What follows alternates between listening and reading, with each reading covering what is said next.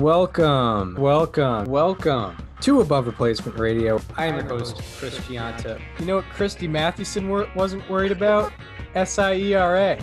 When you're thinking about Pedro Siriaco, I mean, the only one that can compete is maybe Hannes Wagner's 1908 season. Over there on the other side of the screen is Daniel Curran. Like, if we just clip together every time we've talked about him on other people's profiles, we've done a Mickey Cochran episode. I can't get past Rabbit Marinville. It's not necessarily Hall of Fame.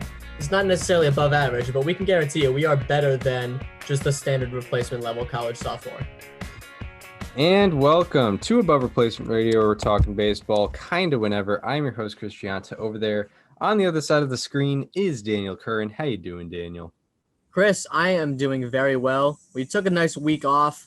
I was on vacation. You were partially on vacation as well, but it's good to be back. Yeah, a little. I mean, I don't know if you could call it an IL stint. I mean, it was day to day. Yeah, it was day to day for I think about 9 days. Yeah. But yeah, you know, letting the baseball world do its thing, and yeah, I guess you know we did a long trade deadline episode, so we felt like, you know, that's fine for about a week, you know, let it marinate. But yeah, you know, there's been plenty that's gone on in the baseball world. Actually, we didn't talk about it before the show, but I think we should address the Fernando Tatis Jr. injury that happened like immediately after we record, like almost immediately after we recorded last. It was a shoulder, right? Yeah, same injury that put him on the IL earlier in the season that didn't end up being too big of a deal. Mm-hmm. But yeah, it's kind of alarming. It feels to me, and I don't think this is going to happen immediately, but it feels to me like this part of his shoulder is just going to keep popping out until he gets it surgically repaired, which I feel like that might be an off-season thing. I don't think they want to shut him down for the season if they don't have to right now. But I mean, I wouldn't be surprised if, like, the day after the season ends for the Padres, we get the Fernando Tatis Jr. underwent shoulder surgery today. Like, update.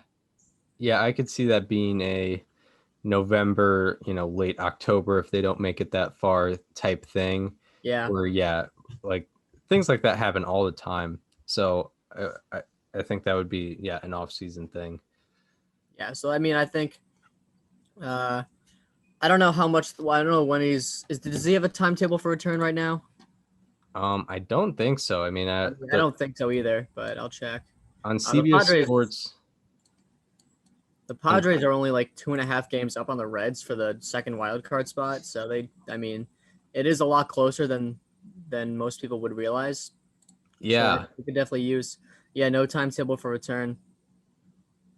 Yeah. And like it's not very promising out there on CBS Sports. It says injured Padres star Fernando Tatis Jr. says he'll play again this season. So that's very vague. If you're saying like you'll play by the end of the season, it's probably not going to be in the next month. So, I mean, it's funny, and we'll probably get into it later, but like every perennial NL MVP candidate is just taking the dive. Acuna, Tatis, DeGrom. Those three like could have been the three finalists at the end of the first half, and now none of them are gonna realistically be there. We still haven't seen Fernando Tatis Jr. play a full season, which is a bit, I mean, it's frustrating, no doubt, but, you know, things happen, and I hope he can get the surgery in the offseason that he needs and come back strong next year. You know, even if he's going to come back this year, you know, he's probably not going to be 100%. He's probably going to be playing slightly injured for the remainder of this season. Yeah. And I mean, realistically, like, even with Tatis, it is somewhat difficult to imagine. I mean, I guess this isn't correct to say, but it feels like the way it's going right now, it feels like the Padres are either going to be the second wild card or they're just going to miss the playoffs. It's hard to imagine they're going to catch the Giants or the Dodgers, just because the Dodgers, they obviously made some key additions, Max Scherzer, Trey Turner. They also they're 7.5 back of the Giants, so it is hard to see them finishing in the top 2 in that division right now. So as long as you can get them back for the wild card game, and then beyond that, you're kind of having the same thing as long as they make the playoffs, obviously. Yeah, it's just a thing where, that's a guy you want to watch every day.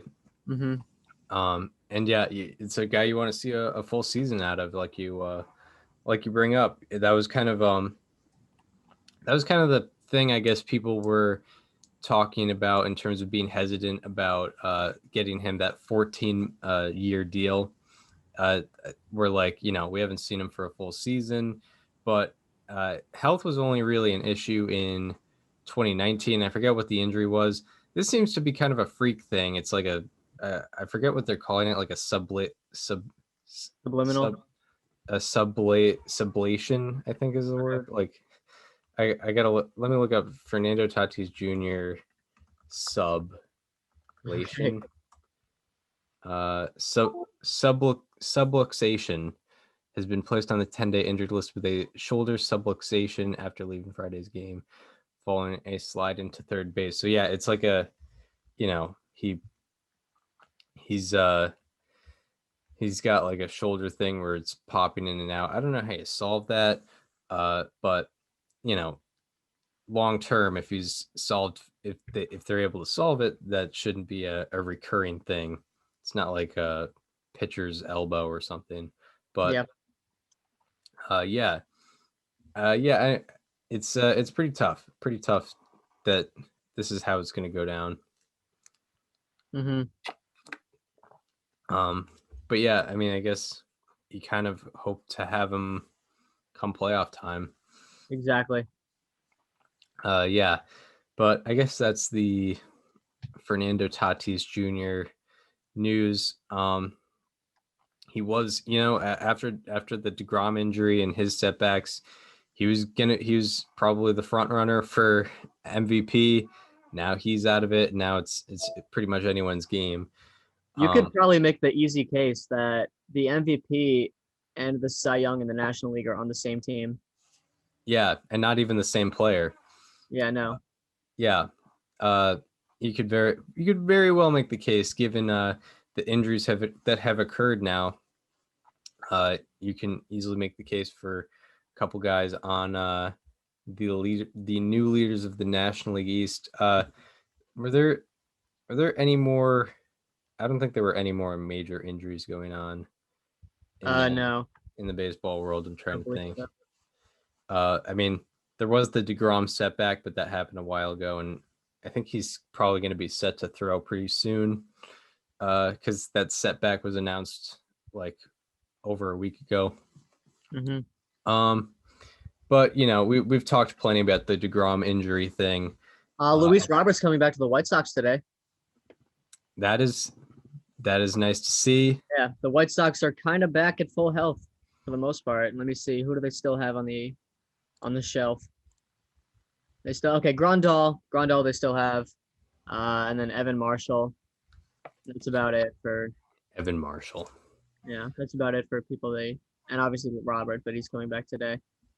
I was so confident in Evan Marshall before the season. I was like, this guy and his curveball are gonna take over the bullpen. And you can't hit on all of them. Yeah, for me, I couldn't hit on about 70% of them. It was just not good. But yeah, I mean, there's been a lot of I guess there's been a decent amount of change in the standings since we last recorded.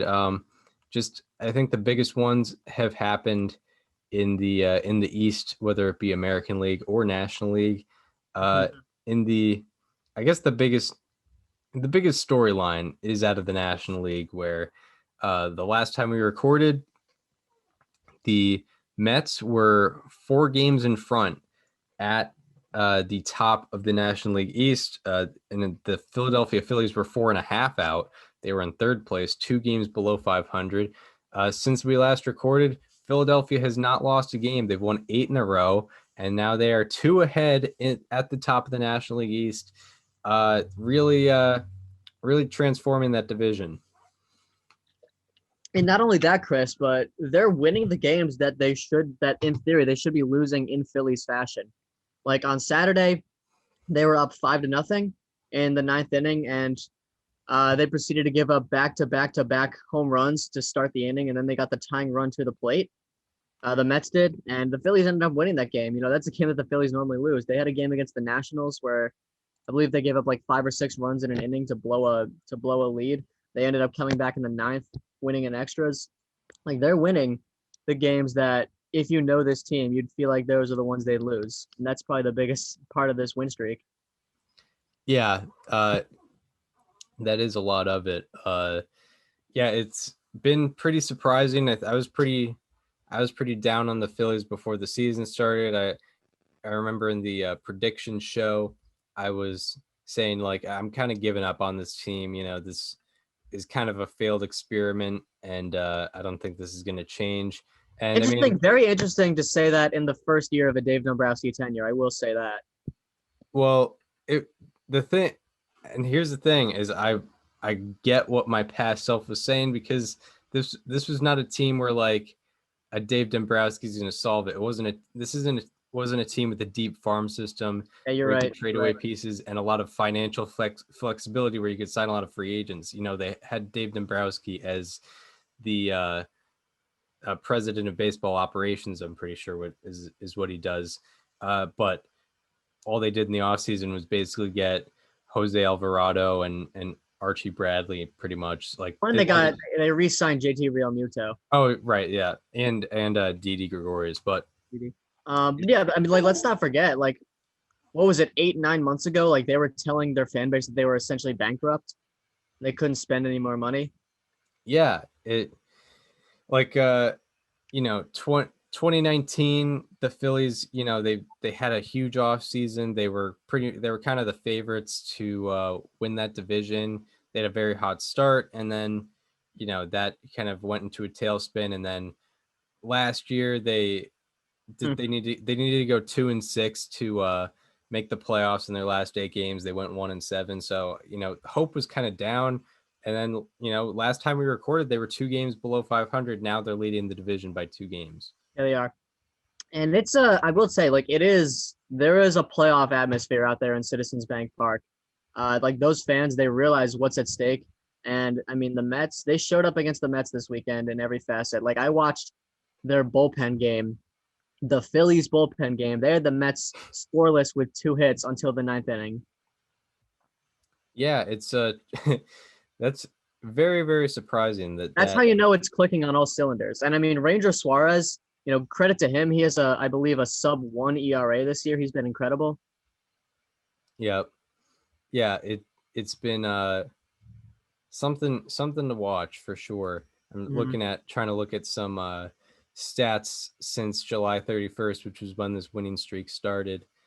But yeah, I mean the Phillies are 4th in weighted runs created plus during this streak. They're probably doing very well pitching wise as well.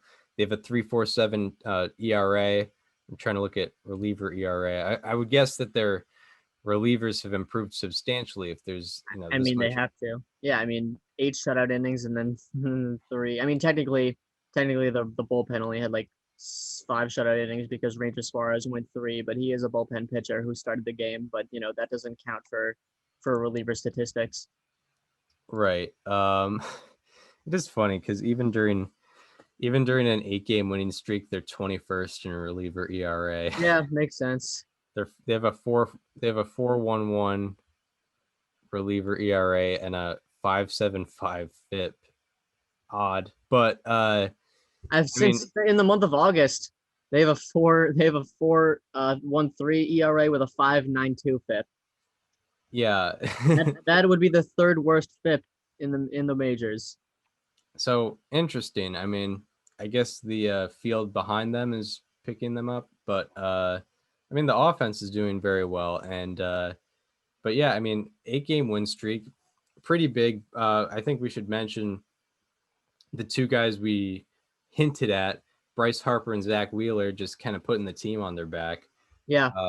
If I can probably just point out like what Harper's done, or what we can probably just point out what Harper's done during the streak. but It's not Fangraphs. bad. Yeah, Fangraphs. I just hate when you're going through different categories and you have to reset the date every time. We've mentioned this before at how annoying it can be. Yeah, the last time Since July 31st. Yeah, and then I'm gonna have to they change. lost on that day, so it's just the month of August. Oh, really? Oh, okay. Yeah, they lost to the Pirates 3-2. Then they won 15-4, and then they haven't lost a game since. Okay, I guess I have. So I guess I do have the baseball. So I guess I have the standings wrong. It must be the end of July 31st that I'm looking at on MLB.com. Yeah. All right, so the month of August is when they've won all these games. I guess, yeah. All right, so Bryce Harper during the streak. Bryce Harper hitting 367 with a 1390 OPS. Gene Segura hitting 346 with an 1182 OPS. JT Realmuto 414 with an 1176 OPS. Reese Hoskins hitting 357 with an 1114 OPS. Odubel Herrera. He is hurt though. Which one? Hoskins. Hopkins, yeah. I noticed he does have only 15 plate appearances during the streak. Odubel Herrera's getting back into it, 385 with an 1126 OPS, and Didi Gregorius 318 with a 1061 OPS. So that's The offense is really clicking. That's what it is. yeah, And for obviously, sure. Zach Wheeler, like dominant yesterday on the Phillies. The Phillies did an interesting thing where they retired they did like their Phillies Hall of Fame weekend. I don't know if they did anything on Friday, but on Saturday they didn't retire the number, but they put Manny Trio in the Phillies Hall of Fame, and then Sunday they did it with Roy Halladay. So they did like the two people on separate days. They didn't do it on the same day like most people do. Yeah, I think it is makes sense. I interesting. think it makes sense because they retired Halladay's number and they didn't do so with Manny Trio. Right. Yeah, it would have been weird to do that. Number retirement ceremonies have got to happen on their own. Exactly, for sure. And yeah, I mean Zach Wheeler is doing what he's done pretty much the whole year. He's kind of flown under the radar in a sense because of guys like DeGrom and Gossman, but he's been doing his thing. I think he's like leading the league in innings too, or close to that. So he's got plenty of workload to go with that.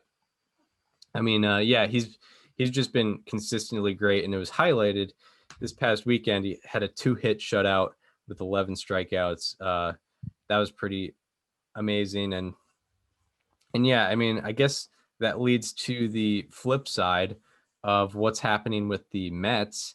They've been struggling pretty bad. I think they've lost Yep. what nine out of 10 or something like that. Yep. So, and some of it is circumstantial. I mean, they've got arguably their two best players on the IL with DeGrom and Lindor, and potentially another guy going on the IL with Baez. If there was another a thing where he came out after a swing, but Bias has not had an extra base hit since his home run, and also they lost 8 of their last 10, not 9. okay, yeah, at 8 of the 12. 8 of their last 10, they've dropped to 1 game above 500. In the month of August, as a team, the Mets are slashing 179, 274, 305. Yeah, Would be a OPS below 600. 580, 579. That'd be a 579 OPS as a team. 66 weighted runs created plus. Yeah, I'm gonna hold off a little bit because it kind of ties into my slightly alarming that's upcoming. So that's a little tease, but there's a lot going down with the Mets, and yeah, specifically their offense. And it sucks not having your best pitcher, who also happens to be the best pitcher in baseball, not in your rotation going every day, especially when Taiwan Walker is not expected to be what he was in the first half. That's just not going to happen. Hence why he was my slightly alarming last show. Yeah. It's just a natural regression there. Mm-hmm. I mean, And yeah, Marcus Stroman was kind of overperforming in the first half. So, but the offense arguably the whole year has been, either injured or underperforming, a combination of both probably. But yeah, it has not been looking good. But I think I'll get more into that when the slightly alarming. The Braves are coming in strong too. Yeah, Braves. Actually, Braves had a funny month of July. I don't know if you saw that. I did see it. They was win loss win loss win loss win loss. Yeah, for like 25 games or something like that. They refused to.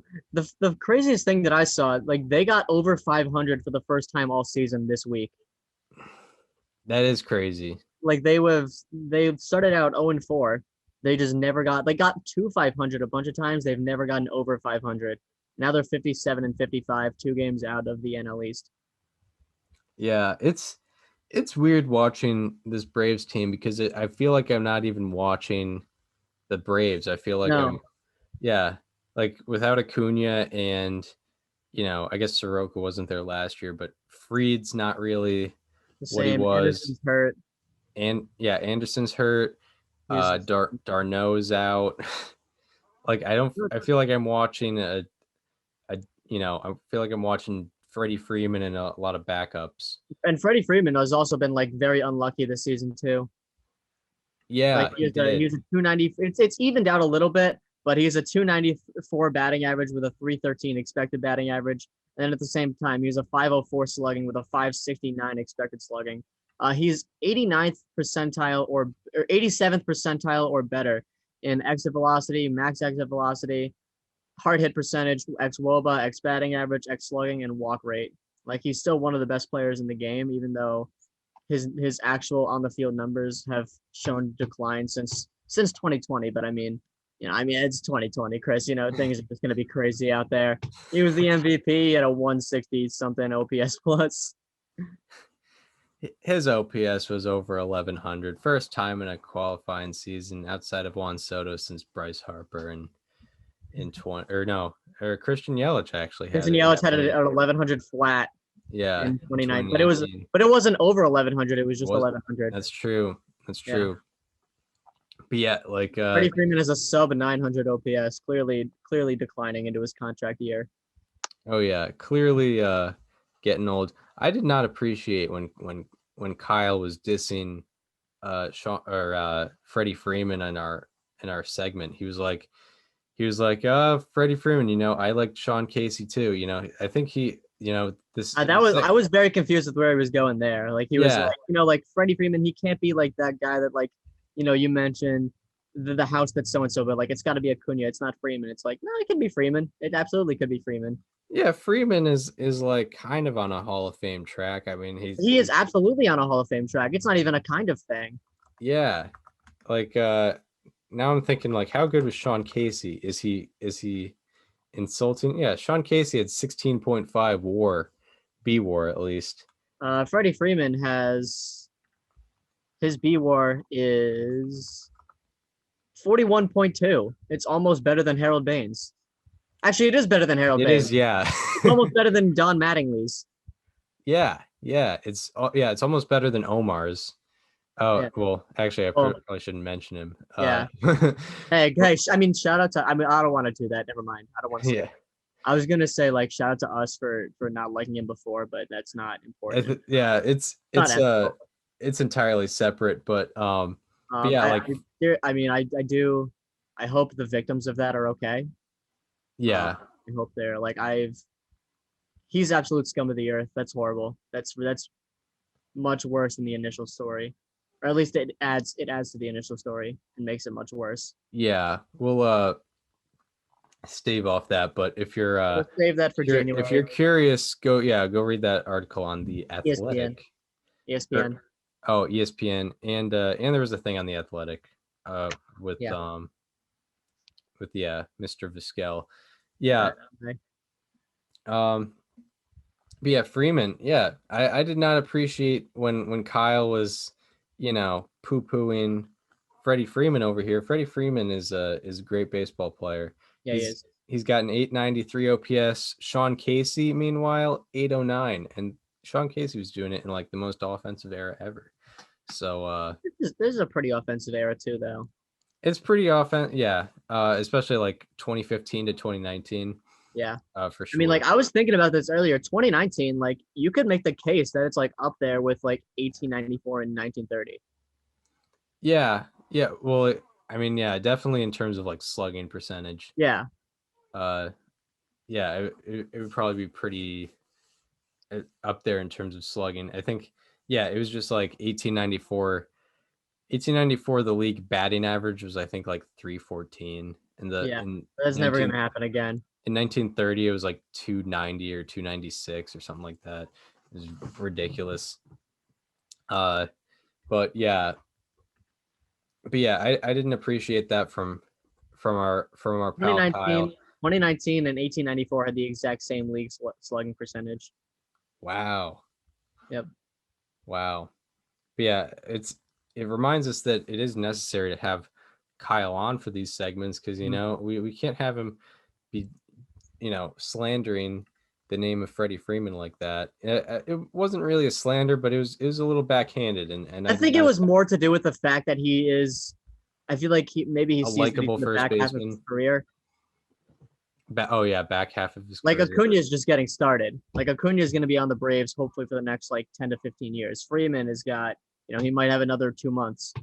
Yeah, I wouldn't disagree that Acuna is like the face of like in terms of what the national audience is looking at. I wouldn't disagree that like Acuna is the face of that, but I would argue that Charlie Freeman is the face of the Braves. yeah, he's I think he's the number six. He's the number 6 prospect in the Braves system. Yeah, which is crazy because he's only like 5 years old. Yeah, well, it's a thing where, yeah, when you're younger, you're lower in the prospect rank. Yeah. So once he gets to 13, 14, I think he's going to be taking that number 1 spot. And that's not even in the Brave system. That's just going to be in Major League Baseball. Yeah. Yeah, he's going to be, in 8th grade, number 1 prospect in baseball. But yeah, I guess we got a little sidetrack there. But the Braves are just weird this year. It's just, Jock Peterson and Eddie Rosario just gonna imagine if they just win the division. They very well could. I was watching. So the Cardinals and Braves were on ESPN this week, and they showed the same graphic on 2 straight nights where it was just the outfielders the Braves acquired at the deadline. Like it was Jorge Soler, it was Eddie Rosario, Jock Peterson, Adam Duvall. They showed the same graphic 2 nights in a row. I was like, sick, dude. I've never seen this before. Yeah. Also, in other news, Aaron Judge is very tall. Yeah. Yeah. In other news, Todd Frazier played in the Little League World Series with Tom's River, and he took a pee. He stood on the field with Derek Jeter. Can you believe it? Yeah. If I ever interviewed Todd Frazier, I'm going to lead off with, did you play in the Little League World Series and stand next to Derek Jeter at the World Series? Yeah, and then just pull out the I remember that, and he's like, that was in the 1990s. I don't think you were born. No, it was 2001. Oh, it was 2000. Yeah, I remember that very clearly. Yeah, the Yankees won that World Series too. What a special moment. I mean, Game 7, they're up 2-1 in the 9th with Mariano Rivera on the hill. I mean, they won that game. Yeah, 2001, 100% of Derek Jeter's clutch playoff moments happened in those playoffs. Literally. 2 out of 2. All 2 of them. All 2 of them.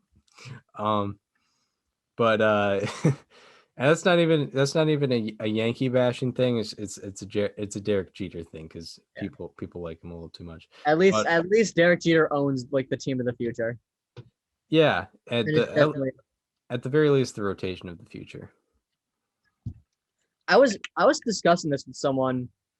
If the Marlins are really good in like 2 to 3 years, like who do you think is going to get more credit between Derek Jeter and Kim Ng? Because it should be Kim Ng, but like Derek Jeter is also Derek Jeter. Well, it's interesting because also, I mean, a lot of these guys were acquired in the Loria era. I think. I mean, yeah, Alcantara. Alcantara. He was acquired in a trade. I forget when. Guy. He was a Loria guy. You're right.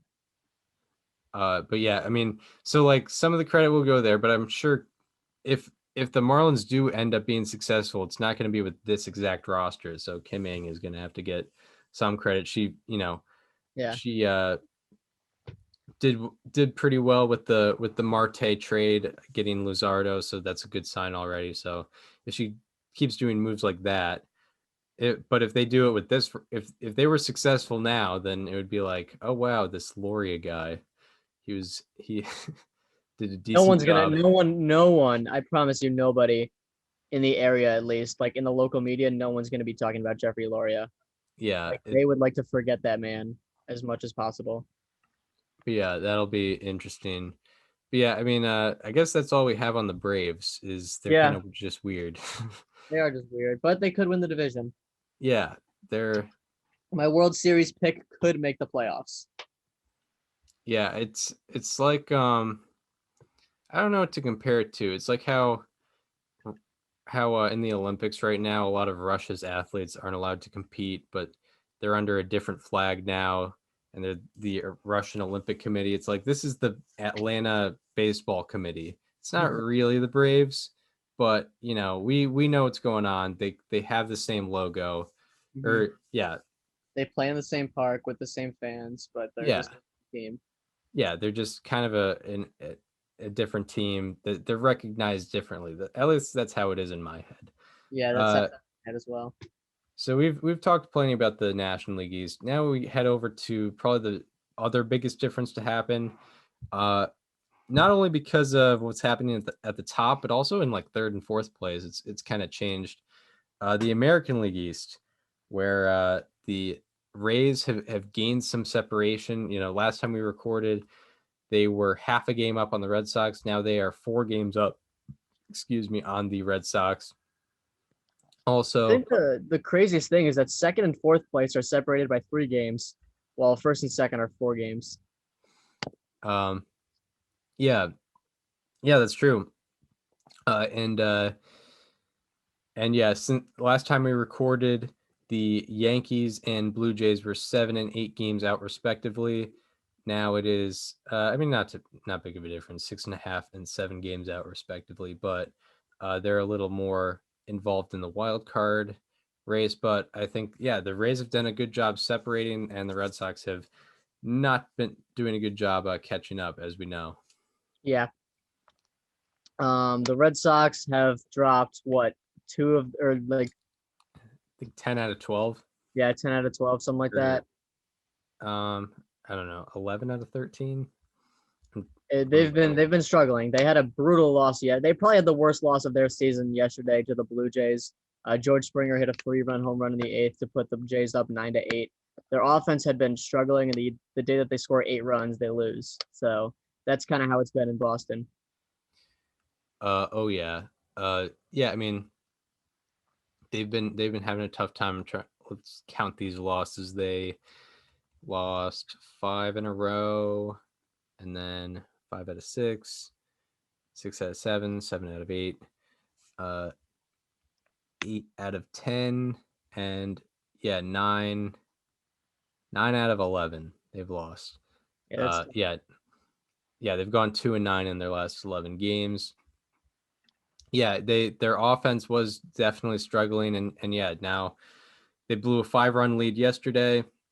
It's definitely very bad. Like I don't know if you wanted to say a little more before I got. The offense is bad right now. Like Xander's been struggling. JD hit homered yesterday, I believe, but he's struggling. Or he doubled at least. He had some sort of big hit. Yeah, virtually everyone in the offense has just been down recently. And I think Schwarber's due back this week. Sale's due back on Saturday. So I think if there's a time for the Red Sox to get out of this, it would be sometime this week, obviously. I mean, obviously, the sooner the better. We're in August now. The division's very tight with 4 different teams. So you got to get out of it as soon as possible. But I'd say there's hope for this week. They're playing, obviously, Tampa Bay is going to be a tough opponent, but they play Baltimore this weekend. That's the AL East right now is basically just like who gets the feed off of Baltimore next. Yeah, pretty much. Like the Yankees got to do it last week. The Rays did it this weekend. The Red Sox get to do it next weekend. Oh yeah. Yeah, Baltimore is back Uh, to back to business, yeah, back they to are. their like 2019 era business. Not quite 2018, but But Adley Rushman's coming to AAA. there we go. Let's He's do it. uh he's gonna be there probably, and he's gonna be in the MLB around mid-April. About he'll have about well, actually, hopefully the CBA changes that because that is upcoming. I sure hope so. Yeah, that would be nice. But that's another conversation. But yeah, it would have been a lot easier had the Red Sox lost 3-1 yesterday, and we could be like, the offense is just not doing what they have been able to do. And And now they did. now they may be like turning it around offensively, and they had a terrible loss yesterday. And Yeah. I mean, it makes me all I can think of about yesterday is the pitch location Oh my God. of that Well, Springer. why did Ottavino? I wasn't watching because I was driving home, but why did Ottavino get a second inning? Uh, yeah, I've like it was a thing Like where like he gave up 2 runs in the seventh. He pitched yesterday, and they gave him the eighth inning. they were just running out of guys. I think they took out Richards after 5. Sawamura wasn't getting it done. Uh, who else? There were just guys were not. Josh Taylor was not getting it done. I'm pretty sure. What about like Rios? Like I would have taken him over on the mound over a Right, second inning of Ottavino. right. I gotta look at this box score, You but know, he has like a 6 ERA ever since he yelled at Shohei Ohtani. um, Like it was directly after that outing he started struggling. interesting, very interesting. So yeah, Richards goes 5. 5 innings, 3 earned runs. You'll accept that from Garrett Richards. Sure, why not? By the way, Rios, I just want to say Yaxel Rios over his last 7 appearances, a 1.86 ERA. Nice. Yeah, 0.97 batting average against. He just walks a lot of people. That's all. What's his BABIP against? It's probably very Oh, low. it's 143. Yeah. It's Josh. uh, So yeah, it went Richards for 5, Taylor for a third of an inning. He gave up a hit and a walk, and he struck someone out. And then Sawamura came in. He walked 2 batters and ended up finishing off the inning, but he gave up 2 earned runs. Then yeah, Ottavino. I, they weren't gonna throw out Whitlock because he well, threw. no, that's fair. You don't have to throw out Whitlock, but like there really wasn't like big fudge Austin Davis. Like I would have taken I would have taken anyone over a second inning of Ottavino there. Yeah, I mean that's a good point. I wasn't really watching. I wasn't really watching that critically because that also was a drag of a game. It took 4 hours to finish 9 innings, Mhm. and the Red Sox were winning for most of it, so it was pretty boring for most of the game. But yeah, I wasn't watching too critically. I'm trying to pull up this the location of this pitch It was bad. that that occurred. I mean, yeah, all right, I can share it now on the screen.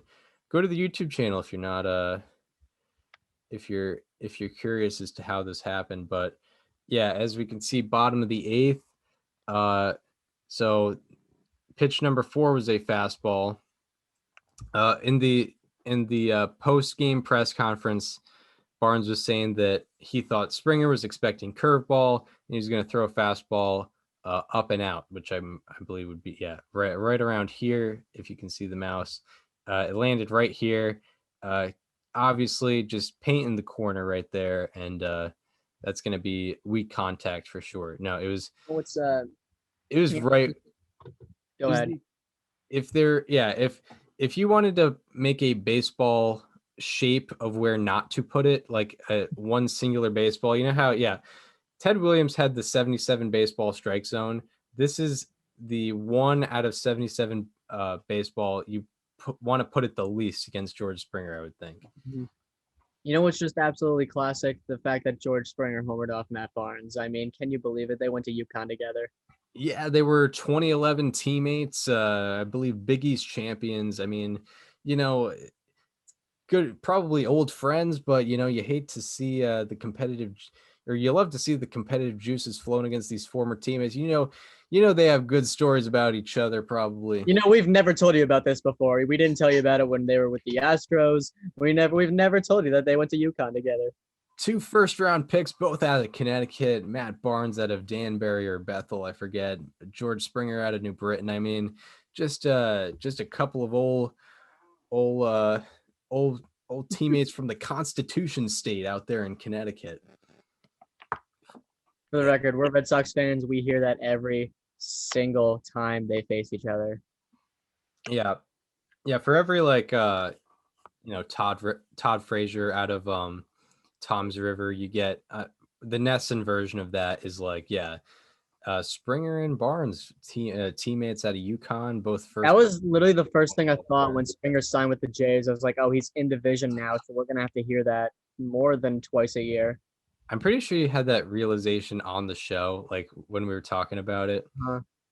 I do remember that, but yeah, Springer classically, hits a home run off his former college teammate, and the Red Sox have lost 9 out of 11. It was an offense problem for most of it, but I mean, and then they decided to score 7 runs off Ryu.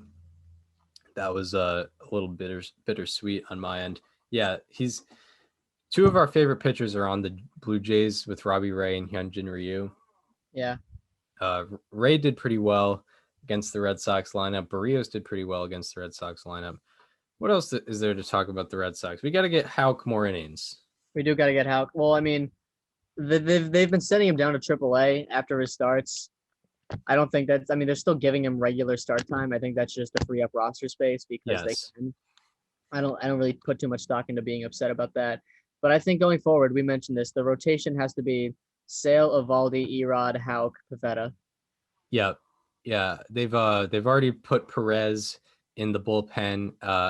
I think it's inevitable that that's going to happen to Garrett Richards. That experiment is not going well. It's coming to the point where 3 earned runs in 5 innings. That's a good Richards start, but it's still a 5.4 ERA on the day. So you can't have that when you have better guys available. But yeah, how the past 2 starts with Houck, they've had him go about 4 innings, and then Whitlock goes 2, Barnes goes 1, because it's been his last 2 starts have come in 7-inning doubleheaders. But I wouldn't mind that happening if they just had him go 6, and then Whitlock goes 2, and then Barnes goes 1. Yep. But he was both our player to watch pretty much. Mm-hmm. So he's someone you want to have in that rotation as you go towards October. So he's one positive coming out of Boston. Hopefully they can manage him, give him a little more freedom to do what he can. So yeah. Anything more on the AL East race? I mean, we only talked about the Red Sox, like the Yankees. Oh yeah. I just want to say this. I'm obviously not a Yankee fan, but I'm speaking from the perspective of Yankee fans here. Oh, okay. I actually just closed the app, but stop hitting DJ LeMahieu lead off. He's not a leadoff hitter. He doesn't stop with the guy. I get the value in him where he doesn't strike out a lot and he puts the ball in play, but that's not the guy you want leading off anymore, because guess what? Stolen bases aren't that big of part of the game anymore, and DJ LeMahieu doesn't steal bases anyway. Put someone who actually gets on base more and works a count and takes a walk at leadoff. I know that he's got COVID right now, but Anthony Rizzo should be leading off for the Yankees moving forward. Right. Yeah. He did that plenty in Chicago. Giancarlo Stanton has almost the same batting average as DJ anyway. Right. Stanton is hitting 264. LeMahieu is hitting 266. And Stanton's OPS is 118 points higher. And his OBP is probably much higher as well. It has to be. Yeah, it's got to be. LeMahieu's not someone who walks a whole no a lot. I mean, shout out to the Yankees also. I mean, after their, I mean the the 4-0 blowing the 4-0 lead after the no-hitter was a low point, but they've recovered. Yeah. They've recovered greatly since then. They've, after that they took 2 out of 3 from Tampa Bay. Then they went to Miami. They swept them. Then they took 2 out of 3 from the Orioles.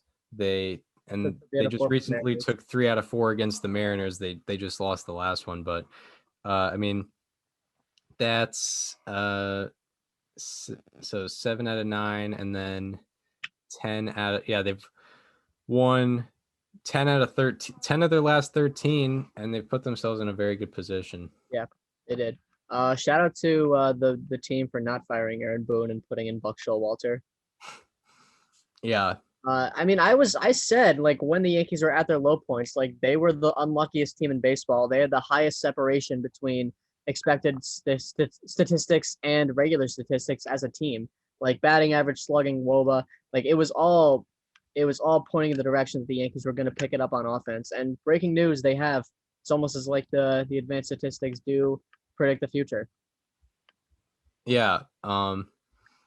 Yeah, exactly. I was just thinking back to that Tom Scibelli tweet. That just reminded me of that. It is very funny. But yeah, it's funny because expected statistics don't have even that much to do with exit velocity. No. It's just a lot of it actually has to do with your strikeouts and your walks, and then your exit velocity on top of that, and the launch angle of it. But it's just all those people have the idea that like exit velocity is like the most looked at statistic among the analytics people. It's like, no, that's not true actually. Yeah, like Adam Frazier is like has some of the lowest, has like one of the lowest exit velocities. He's but his expected WOBA is still like pretty good. But I guess that's an aside. But yeah, the Yankees. David Fletcher is like a cold hero. Yep. And he has like, like he never hits the ball above like 90 miles an hour.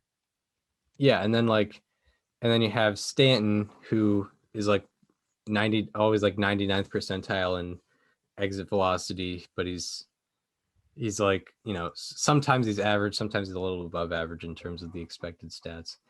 But that's an aside. Yankees have won 10 of the last 13. The Blue Jays also, on the opposite spectrum of the Red Sox, especially this weekend. Blue Jays have been turning it up. They're 10 games above 500 right now after kind of just hovering around 500 for most of the season. I think what's not being talked about a lot is George Springer being in that lineup now. Mm-hmm. I mean, game changer, big time game. I believe he leads the majors in wins above replacement in the month of August, month of August. Yeah, I mean, he's like you can go back to his last, I think, like 21, 22 games. His OPS is around like 1,300 since then. Yeah. It's been unreal what he's been able to do with that already great Blue Jays lineup. But I mean, you can see why they acquired him. Yeah, I mean, like you said it, and they obviously like they traded an arm and a leg to get Barrios, but he's been awesome for them as well. Robbie Ray has been cutting down the walks for you, still kind of doing his thing. He has regressed a little bit, but I mean, he's still very serviceable at the top of that rotation. The Blue Jays are a team that you don't want to run into in the playoffs. Yeah, exactly. So 7 out of 8. So they have won 10 out of 12. Blue Jays have won 10 out of 12. Yankees have won 10 out of 13. So yeah, the Blue Jays, they're kind of a threat now. I think they're 3 games back in the wild card. Or actually, let me go back to the standings here. The Blue Jays are 3 games back in the wild card. And it's a thing where, they were kind of a dark horse if they were expected to make the playoffs, but they weren't really expected to make the playoffs. But this is a thing where you're very, very optimistic heading into the offseason if you're the Blue Jays. Would you say on Monday, August 9th, that 3 American League East teams will make the playoffs? On August 9th, will I say this? I don't know. I like on paper, you could definitely say that, but I mean the A's are just that immovable object to me. Like Okay. they've made the playoffs 3 years in a row. They just keep finding ways. I mean, even we kind of talked about how the A's kind of got fleeced in that Marte deal. Marte's doing extremely well for them, as in the short time that he's been there. But I mean, how far? I don't know how far ahead they are in the wild card. They are, but they are 2.5. Yeah, 2.5 ahead in the wild card. Actually, right now they're tied with the Red Sox for who would have that home game. So no, I'm gonna say it's gonna be two AL East teams in the American League Okay. uh, Fair enough. playoffs. The Rays are obviously doing their thing too. JT Chargois has been killing it for them, and people were questioning why they got him, and I was like, well, look at his statistics: sixth, seventh, and eighth innings. Only pitcher in the American League with a sub-1 ERA. Only 4 1/3 innings pitched, but 0 earned runs. So that's been pretty awesome. Yep. Uh, would you say that there might be 3 American League East teams in the playoffs? I'll say it. Yeah, I'll do it. You will say it. All right. Like the Yankee, the Red Sox. I think the Rays. Let's just say the Rays take the division. I don't know. Like really, any of those 4 teams realistically could take the division. Let's just say one of those teams take the division. Who's to say that the other teams can't surge and make it a close division enough to where they're all competing for a wild card spot as well? Yeah. Now that you mention it, the Blue Jays are kind of giving me that mid 2010s vibe. How Yeah. they're playing. Yep. Even without the full crowd, it's kind of dangerous what they have. How many games have they lost in Toronto? I think it's only like 2, right? Um, Because they've played every game in Toronto since they've gone back. They haven't gone on the road. I think they've only lost 2 games. yeah, I mean they've won 10 of the last 12, so it's probably Yeah. only 1 or 2 losses. Yep. And that yeah, the offense, everyone knows about the offense, and then when you add Springer, it's just another level. Mm-hmm. Yeah, I mean, it is kind of scary. Their rotation is very respectable, especially with Barrios in there. I mean, like if there were a hypothetical playoff series with the Blue Jays, what are you throwing out? You're throwing out Ray, Barrios, Good then for you. probably Ryu. Yeah. I mean, that's a pretty good 3. Even though Ryu struggled yesterday, I mean that's a good 3. And then what? It'd be like Steven Matz game 4. Yeah. Which is not the worst. It's not great, but it's not the worst thing in the world either. It's much better than it's much better than we had preseason. Mm-hmm. For sure. Yeah, like I mean when I looked at the rotation before the season started, it was like Ryu and that's all I really had faith in. Now you got 2 more guys that you can really put faith into. Exactly. But yeah, the Blue Jays are a bit scary, but I'm gonna keep on with the A's and how they'll just they'll just keep floating along. They'll float along to like a 94-68 record and probably lose in the wild card, and that'll be that. And Yep. they'll just bore everyone in baseball. Everyone will wish the Blue Jays are in that game, but the A's will find their way into that Okay. wild card game. Okay. Lose. That was kind of how it was in 2019. I think everyone wished the Indians were in that wild card game because it would have been a good pitching matchup. But no, the A's just won 97 games that year. Oh well. But And that was the most. I only remember. I think Yandy Diaz homered twice in that game, and that was like the only thing I remember from that wild card game. I remember watching it with you and the rest of the people, but Yeah. Yeah, I remember we were watching it on the floor, and our our RA's friend Dom was like, "Oh, this again?" And I was like, "This is just the beginning, man." this is just the second day. This is the whole month. Yeah. This is what we got going for about 30 days. So you're gonna be Get seeing a used to lot. it. Yeah. Yeah. I think that's about all I got on the AL East. I mean, the Rays are still going to be great. The Blue Jays and Yankees are surging. The Red Sox will probably pick it up now that they got Sale coming back. They got Schwarber coming off the IL. Yeah, I wouldn't expect this Red Sox struggle to be too long term. I think they got a little too And much even like, character. I know that the Red Sox have greatly outperformed their expectations this season, but like, let's not forget, like, the Red Sox didn't come into this year playing for 2021. Like, they had 2022, 2023 beyond very much in mind. Like, you and I both had them as a fourth place team. I had them hovering 500. Like, in the hypothetical where they win like 89 games, they miss the playoffs. Like, I don't want to pretend like it was an awful year because they collapsed. Yeah, and that'll be very easy to forget from a Boston perspective. Yeah. I mean, yeah, I mean, you can Like, if you tell. like when you take out all the context and you say, if I told you at the beginning of the season the Red Sox are going to win 89 games and finish in fourth place, you take that. Yeah, yeah, I expected them to be. I expected them to have somewhere between 80 and 84 wins this Yeah, year. that's what I said.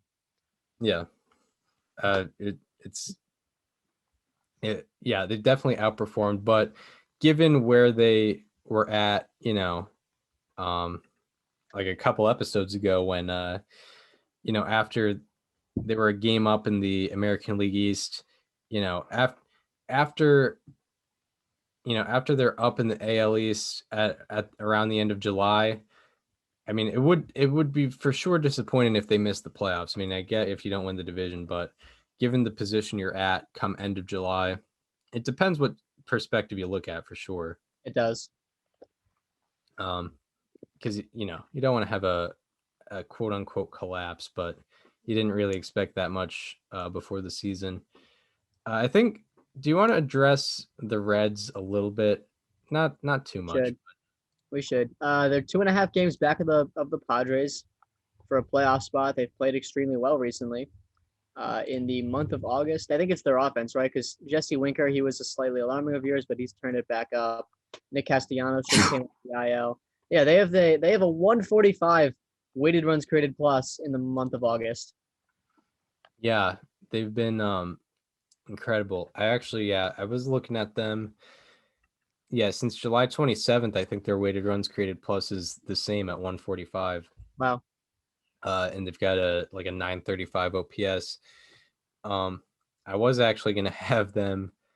I was actually gonna have the Reds offense as my how about that, but they only scored 3 runs yesterday and it dropped their OPS a little more than I would have liked, so I Yeah. kept them out.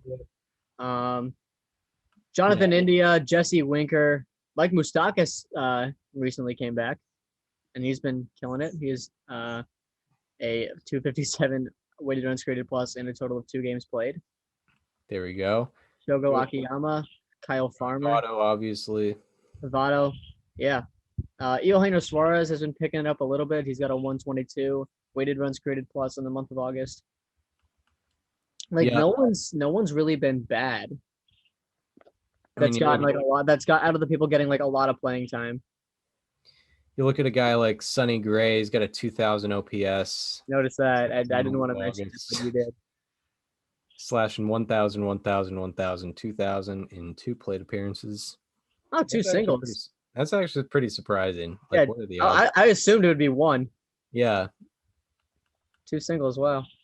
Yeah. I mean, yeah, everyone's just been killing it from the Reds' perspective. I mean, they did have a 4-game series against the Pirates, but even since July 27th, most of those games not against the Pirates. If I just go back here, I can pull up some numbers, but yeah, since August 27th, Reds offense, Winker's 1206 OPS, Joey Votto 1251, Jonathan India 1082,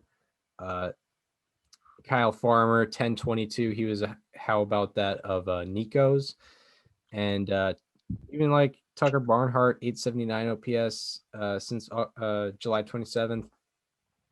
I mean, yeah, they've really turned it up, and they're not really a team that before the season was really known for their offense. It's kind of their pitching was kind of what brought them to the playoffs last year. I mean, let's not forget how their offense did in the playoffs last year.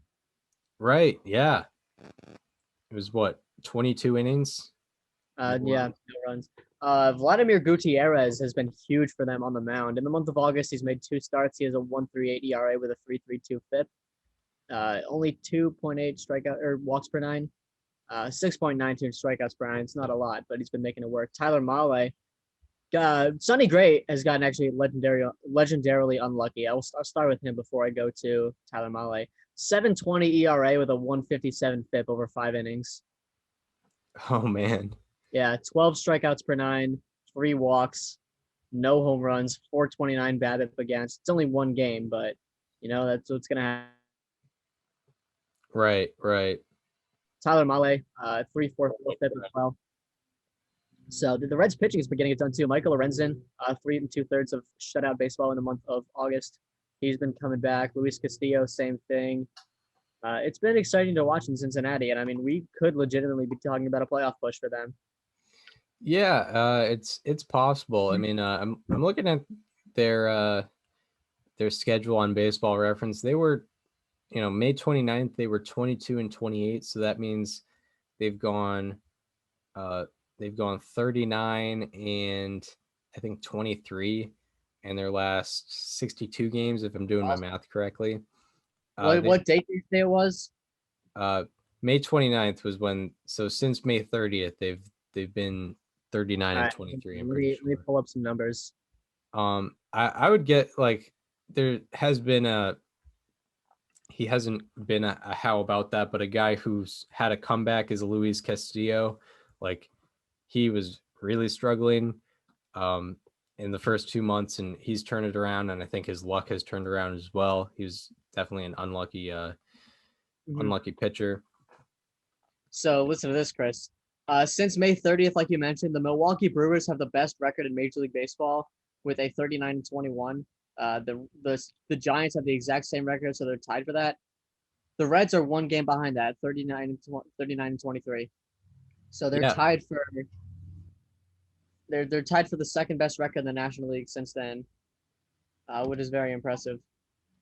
Yeah, it is very impressive. Padres, it's at the same time. The Padres are 30-30 since May 30th. Interesting. Yeah. The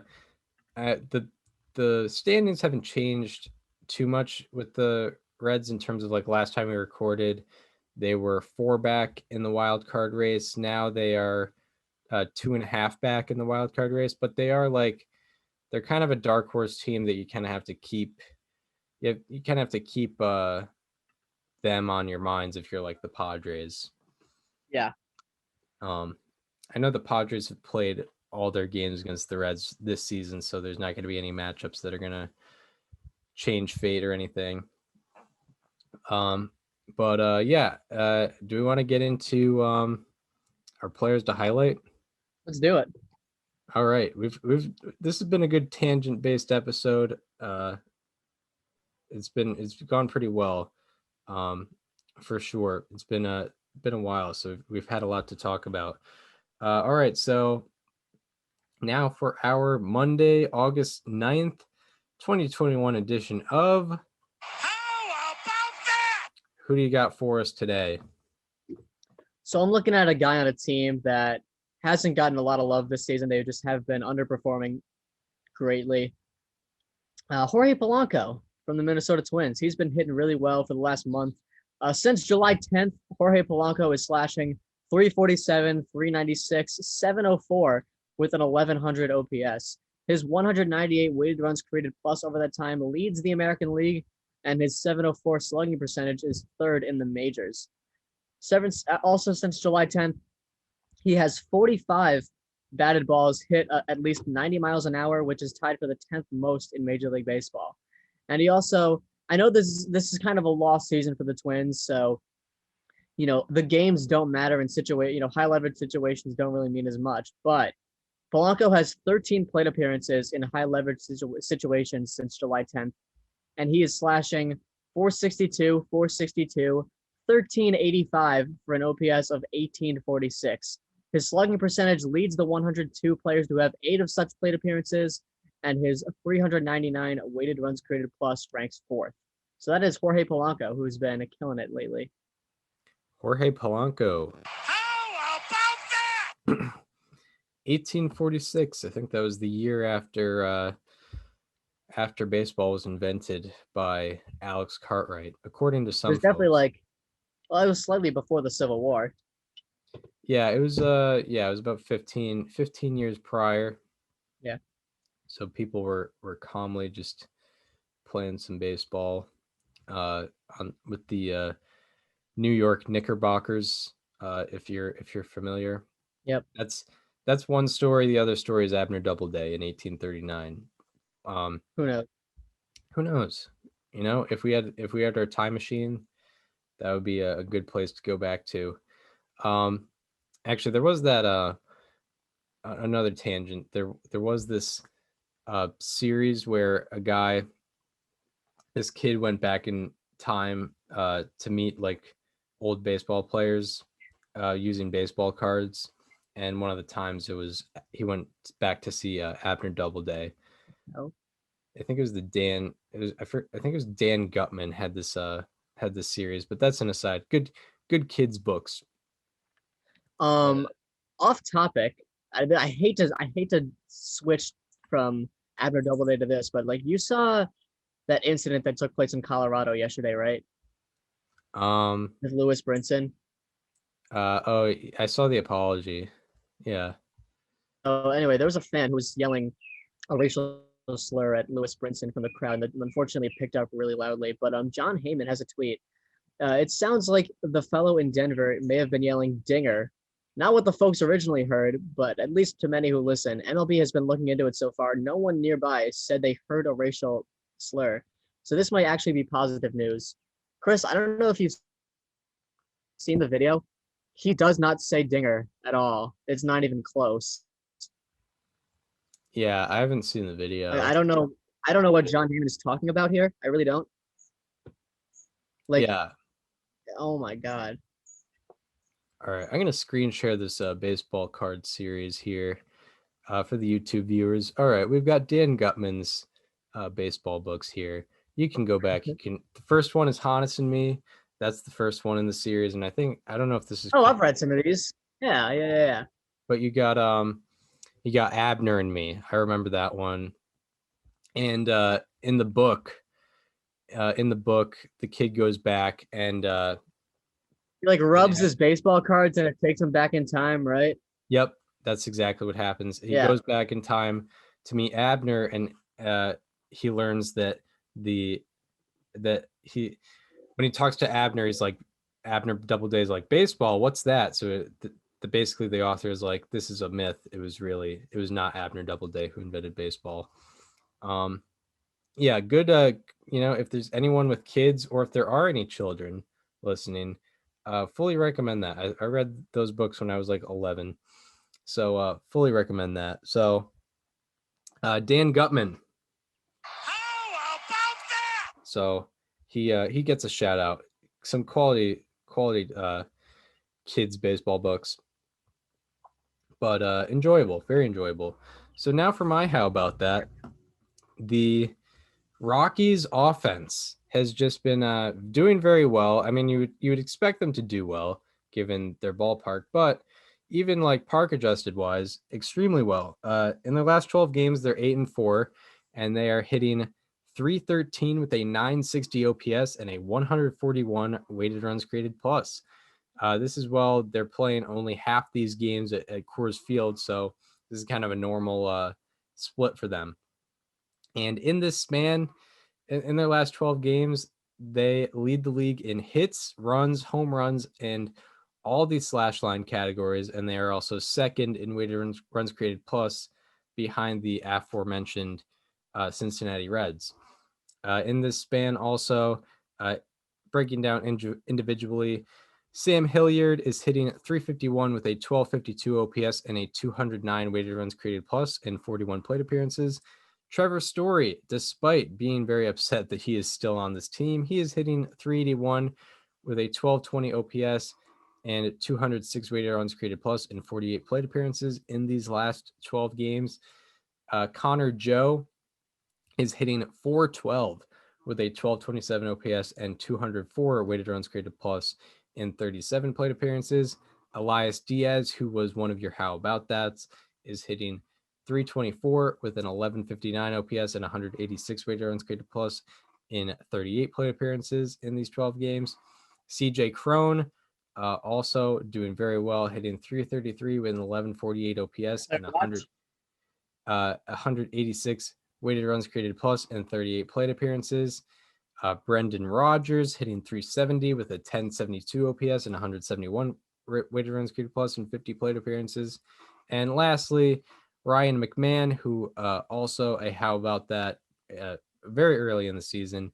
He is hitting 308 with a 976 OPS and 150 weighted runs created plus in 48 plate appearances in these 12 games. So the Rockies offense killing it. Also, Hilliard, Story, Diaz, and Crone are all top 20 in Major League Baseball in weighted runs created plus in this span. So, the Rockies, we've kind of been poo-pooing the Rockies for a while, as they deserve to be poo-pooed, at least upper management, not the players, but the players have been, especially on the offensive side, last couple weeks have been really killing it. So got to shout them out for the positives for once with the Rockies. So the Rockies offense. How about that?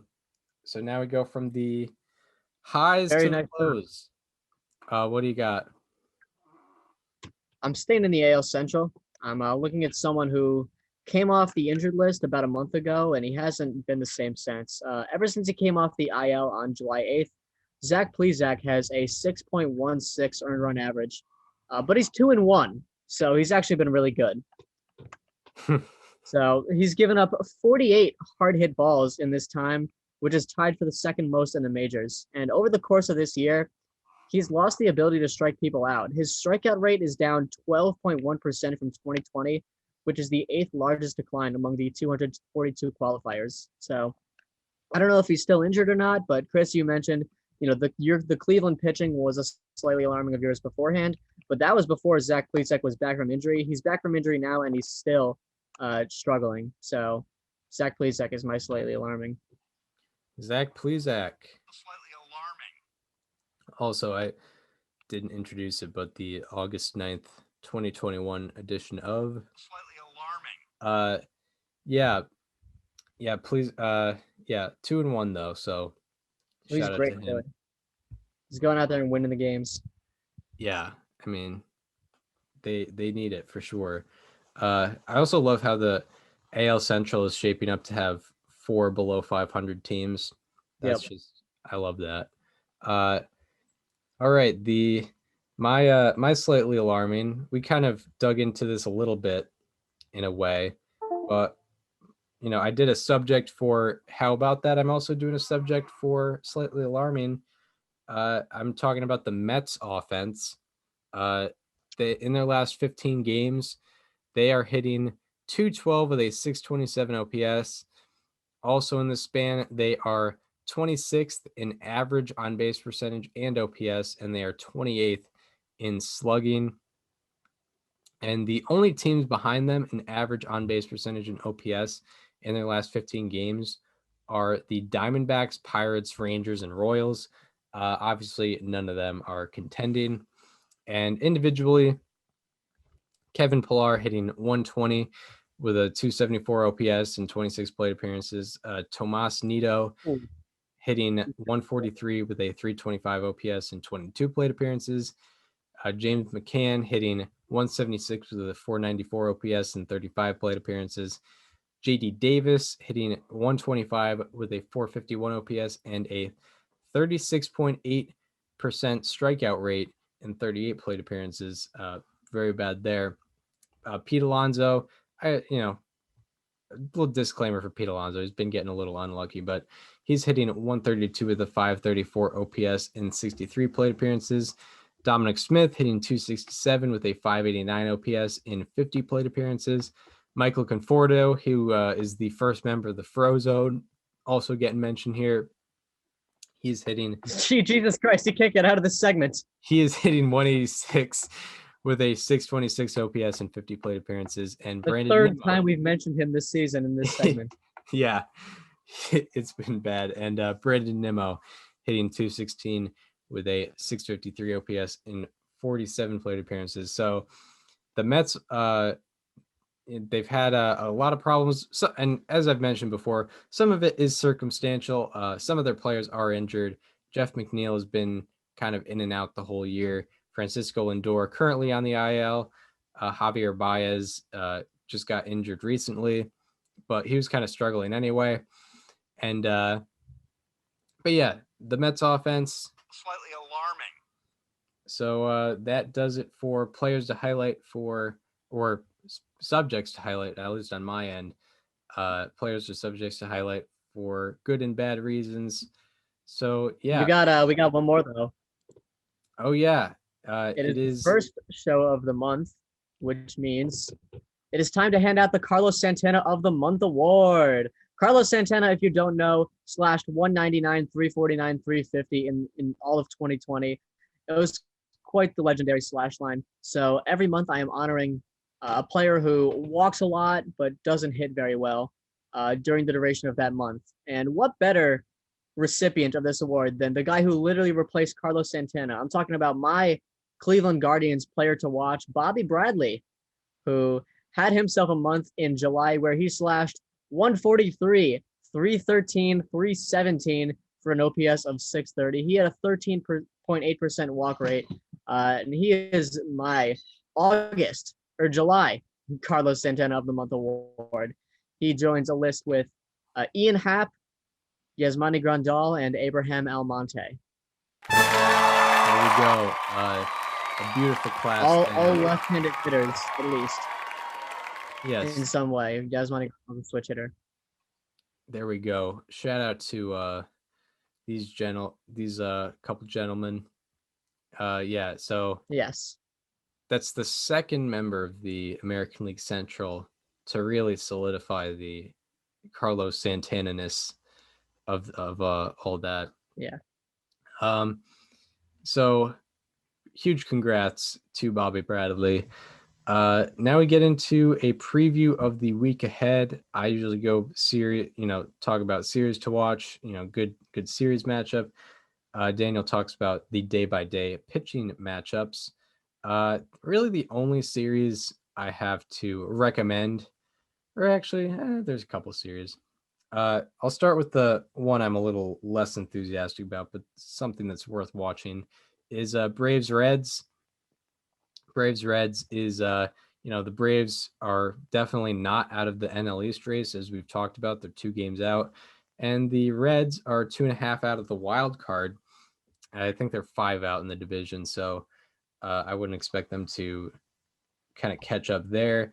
On Tuesday, you have Drew Smyly versus Sonny Gray.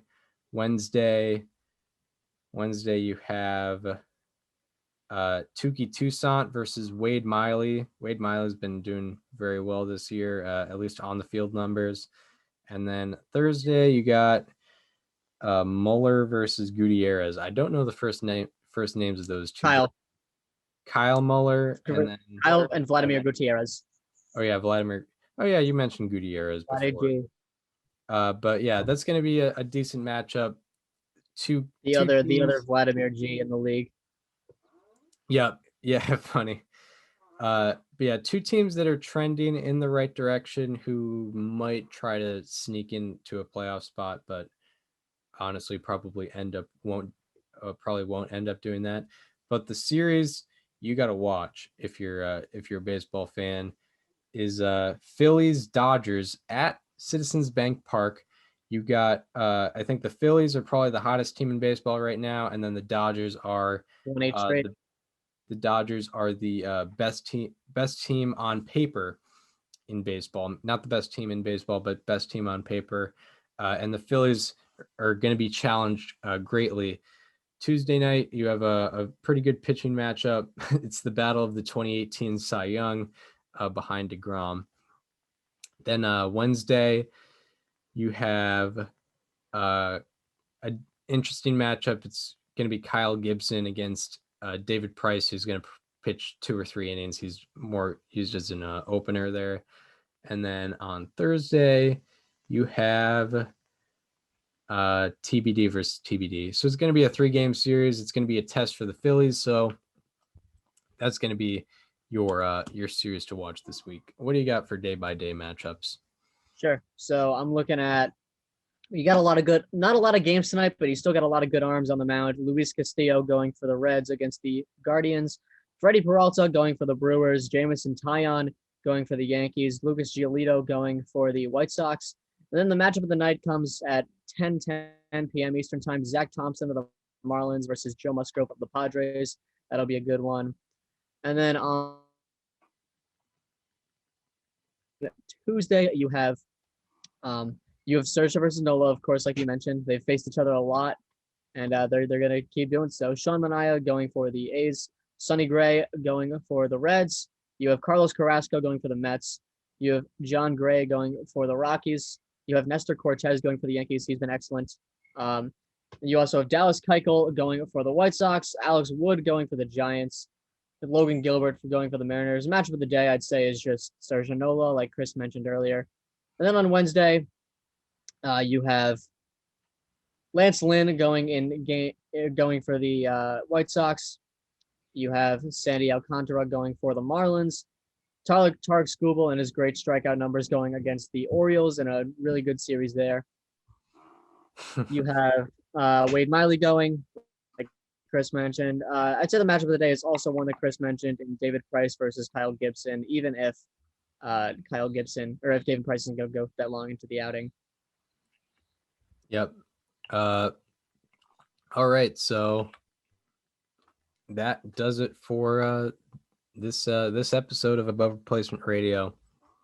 We hope you enjoyed this one. If you're listening on Apple Podcasts or Spotify and want to view where that George Springer pitch or that Matt Barnes pitch to George Springer was, or if you want to observe the Dan Gutman baseball book series that was displayed on the screen sharing capabilities that we have, go to our YouTube channel and subscribe to the YouTube channel. It is called Above Replacement Radio. Also, if you want to follow us on social media, follow me on Twitter at Chris_Gianta and follow Daniel on both Twitter and Instagram at Daniel_Curran, and follow the show Instagram at Above Replacement Radio for all the show needs.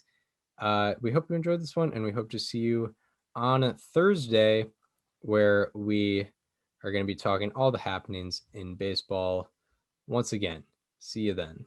This conversation is over.